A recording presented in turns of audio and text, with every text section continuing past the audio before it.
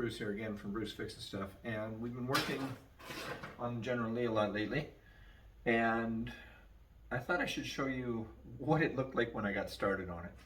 Instead of showing you what it looked like, what it looks like now at this point, I want to show you what it looked like when we got started, where there was big holes in the floors.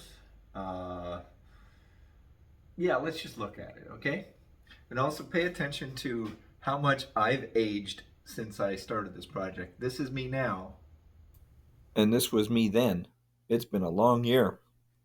It's been many years, actually. Well, the engine and transmission are out as a one-piece unit. And there's the car without it and one hell of a mess underneath. I'm sure it's probably not my best look, but this is me exhausted after pulling the damn motor out. Now I don't even know what I'm going to do with it until I get it all done under the hood and put it back together. Because the reason for pulling that out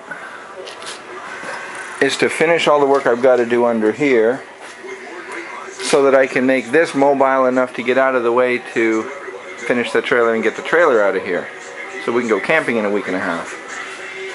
I got a tall order. I got to put this cross member in, attach the torsion bars, and then I'll have front suspension again. And then once I have the front suspension working, then I can push the car out of the way.